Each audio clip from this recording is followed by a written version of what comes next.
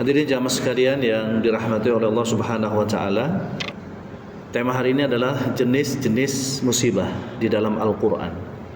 Beberapa jenis musibah yang ini sudah pasti melanda atau menimpa manusia ketika mereka hidup di dunia ini. Di antaranya adalah musibah keimanan.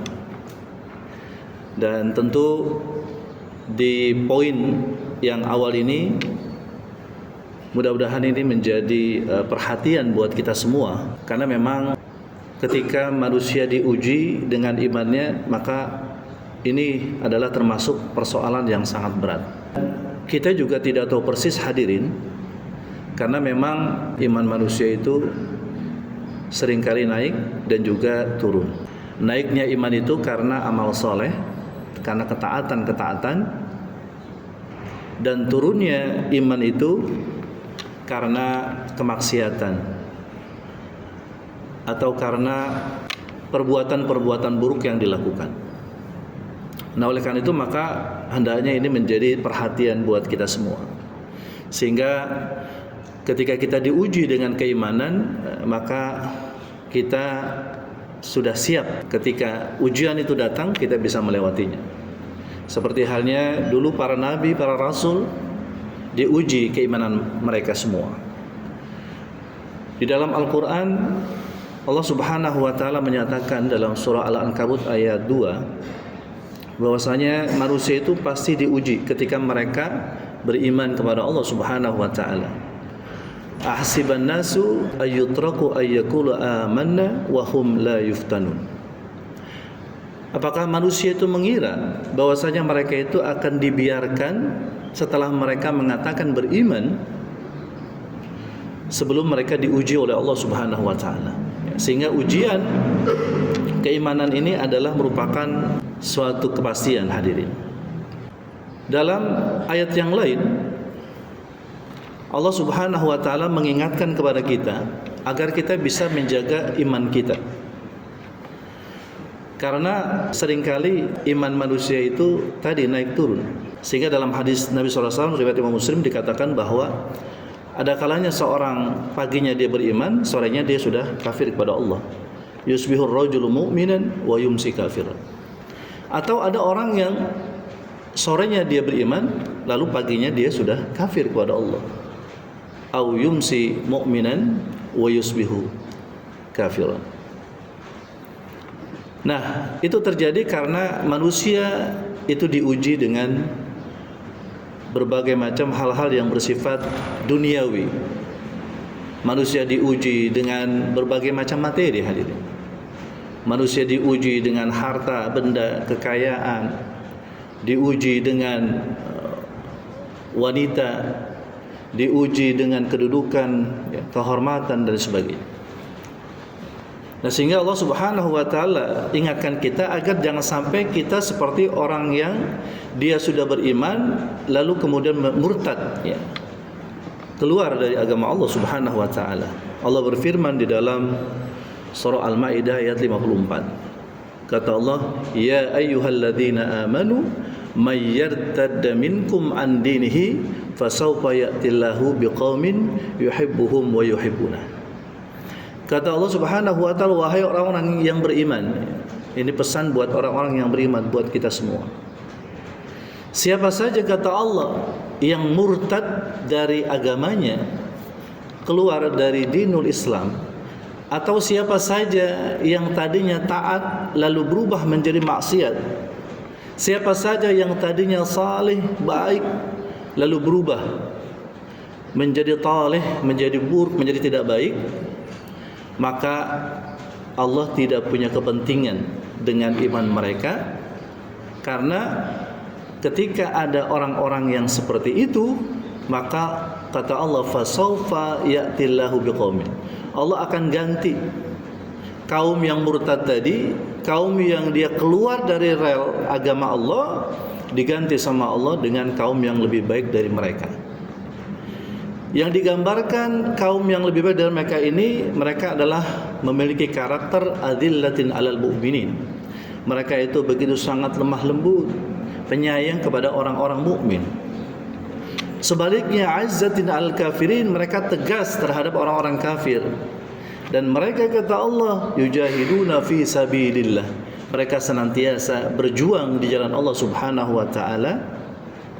Wala yakhafuna, dan mereka tidak pernah takut, ya, laumata laim, ketika mereka itu dicaci, dimaki, dihina oleh orang-orang yang memaki. Nah, ini Allah ingatkan kepada kita hadirin untuk menjaga iman kita. Jangan sampai iman kita ini lemah, ya, lalu kemudian akhirnya keluar dari rel yang sudah benar ini, ya, maka Allah tidak punya kepentingan terhadap kita, karena sesungguhnya kita beriman atau kita kafir, ya, kita tidak beriman, maka itu bukan urusan Allah Subhanahu wa taala. Itu adalah kepentingan kita hadirin. Nah, oleh karena itu maka patut kita mewaspadai hal ini, ya. Jangan sampai ketika kita diuji, ya, keimanan kita, lalu kemudian kita enggak sanggup untuk menghadapinya, ya, sampai kemudian kita jauh dari Allah Subhanahu wa taala, bahkan keluar dari agama yang hanif ini. Nah, sehingga kita mesti waspada nih. Karena ada orang-orang yang mereka akhirnya biasa saja ketika sebelumnya mereka taat, ya, rajin ibadah, satu waktu melemah. Ya, maka ini mesti diwaspadai. Ya, kita mesti terus mengkoreksi iman dan ketaatan kita kepada Allah Subhanahu wa taala. Jangan sampai kemudian pada kondisi namanya futur, ya. Futur itu hadirin artinya kita berhenti, ya, sejenak, ya, dari aktivitas kebenaran. Futur saja tidak, ya, tidak boleh futur itu. Apalagi sampai inhiraf, sampai menyimpang, ya. Dalam hadis Nabi SAW, makanya Nabi memberikan sebuah formula berkaitan dengan bagaimana kita menjaga keimanan kita kepada Allah Subhanahu wa taala, ketaatan kita kepada Allah Subhanahu wa taala. Kata Nabi SAW, likulli amalin sirrah, setiap amal itu ada puncaknya, walikulli sirratin fatrah, dan setiap masa puncak, ya, itu ada masa menurunnya, ya. Jadi kata Nabi SAW, ya, setiap perbuatan itu, ya, ketika kita beramal saleh itu ada masa puncaknya, ya, ada masa klimaksnya, dan kemudian setiap masa puncak, ya, ada masa menurunnya, gitu. Nah, jadi amal itu seperti itu hadirin, ya. Karena tadi berkaitan dengan keimanan. Iman naik, amal naik. Iman turun, amal juga menurun, gitu kan.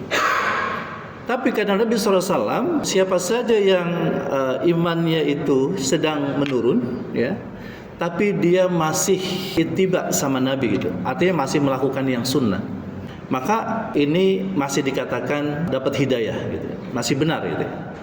Tapi kalau seandainya ketika masa menurun amal itu, seseorang itu melakukan bid'ah, seseorang itu melakukan perbuatan-perbuatan yang sebaliknya dari sunnah, ya, bahkan melakukan misalnya perbuatan berbagai macam bentuk, ya, kemaksiatan, kekufuran, ya, kemusyrikan dan sebagainya, maka kata Nabi faqad dhalla, maka sungguh orang ini sudah sesat, gitu. Nah, oleh karena itu maka ini adalah sesuatu yang memang lumrah hadirin, ya. Jadi memang namanya manusia itu sudah pasti mengalami masa jenuh.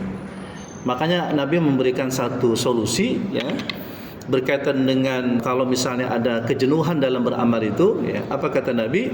Inna ahabal amal, ya, sesungguhnya amal yang disukai, ya, ilallah, atas Allah Subhanahu wa taala, ya, adwamuhu, yaitu amal yang terus menerus, wa inqal, ya, meskipun itu hanya sedikit, ya.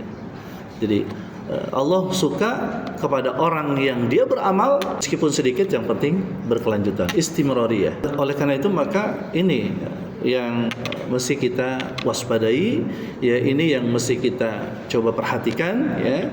Ya, mudah-mudahan ketika kita coba untuk memperhatikan diri kita, apakah kita sedang diuji iman kita oleh Allah Subhanahu wa taala, maka di situ kemudian kita akan bisa memberikan perhatian, dan kemudian kita akan bisa menghadapi ya dan melewati ujian itu dengan baik.